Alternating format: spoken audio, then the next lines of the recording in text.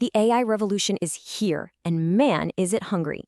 In this explainer, we're going to dig into Micron Technology, a company that's basically feeding the entire AI boom with the one thing it absolutely cannot live without: memory. You hear it all the time, right?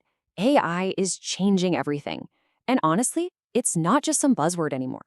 It's a full-on tidal wave of innovation, and it is reshaping entire industries, not to mention our daily lives. But have you ever stopped to think about what it's all actually built on? I mean, beyond all the fancy code and the complex algorithms, what's the physical stuff that makes it all possible? What does AI even run on? Well, a huge part of the answer is this stuff: high bandwidth memory, or HBM for short. The best way to think about it, it's like rocket fuel for the most powerful AI chips on the planet. See, modern AI models are just absolutely massive, and they need to gobble up insane amounts of data all at once. HBM is what gives them this super wide, super fast data highway to do just that. It's not just an upgrade, it's a fundamental building block for this whole new world.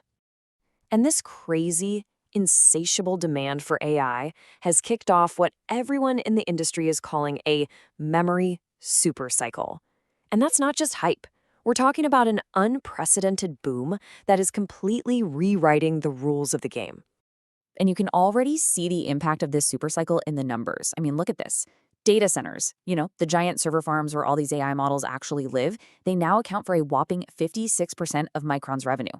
So for them, AI isn't some bet on the future. It is the core of their business, right now, today. So the big question is, how did Micron pull this off? How did they manage to get into the pole position for this new era? Well, it's a fascinating story of some really smart tech and a financial turnaround that is, honestly, it's nothing short of breathtaking.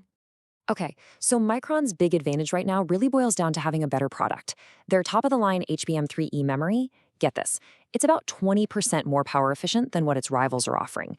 Now, that might not sound like a lot, but for these massive energy-guzzling data centers, it's a huge deal. That technical edge is exactly why they landed a monster client like NVIDIA. And demand? It's so insane that their entire production run for 2026 is already completely sold out. Think about that.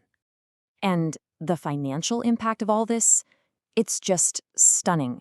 We're looking at revenue projected to leap from just under $20 billion in fiscal 2024 to nearly $37.5 billion in 2025. That is almost doubling revenue in a single year, all powered by this AI boom. So that huge revenue jump, almost 89%, translates into a massive swing to profitability. We're talking a projected net profit of over $8.5 billion. By the way, if you see GAAP and wonder what it is, it's just the standard accounting rules companies use.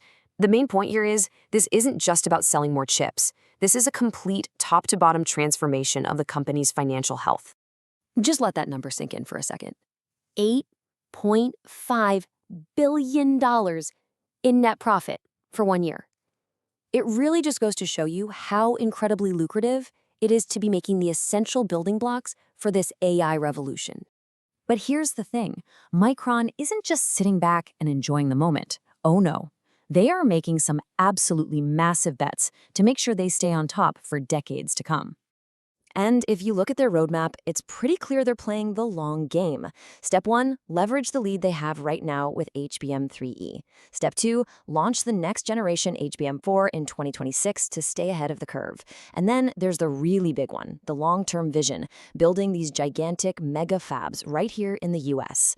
The goal? To totally reshape the global supply chain by the 2040s. And you better believe the market is paying attention. Analysts are now projecting that by fiscal 2026, that's just 1 year after that massive jump we just saw, revenue could double again to almost $74 billion. That could mean profits quadrupling in just 2 years. I mean, the scale of that kind of growth is just, it's hard to even wrap your head around. So let's circle back to those mega fabs, because this is a really big deal. We're not talking small potatoes here. This is a $200 billion investment in places like Idaho and New York. And the goal is incredibly ambitious. They want to produce 40% of all their global DRM memory right here in the United States. This is a huge strategic move to make their supply chain safer and build a massive manufacturing powerhouse on home turf. Okay, but let's be real, a plan this big, This ambitious, it's not a walk in the park. This is a super high-stakes game, and it comes with enormous risks, intense competition, and a whole lot of pressure. Yeah, Micron is definitely not alone in the sandbox. They're going head-to-head with absolute heavyweights like SK Hynix and Samsung, and you can be sure they are also pouring billions and billions into HBM tech. So while Micron has the edge for now, this battle for who's going to dominate HBM, it is going to be absolutely fierce and unrelenting. And it's not just about the competition. There are other massive challenges. Building those megafabs costs a fortune. Their capital spending is on track to hit $20 billion in 2026 alone. That puts some serious pressure on the bank account. And on top of all that, you've got the whole geopolitical situation, which for the semiconductor industry is, well, let's just say it's complicated and can be pretty unstable. So after all that, what's the big takeaway here? What does this all mean? Well, it's really about understanding a fundamental shift in what Micron even is as a company now. See, for years and years, Micron was just seen as a company that made commodity memory chips, the kind that goes into PCs and smartphones.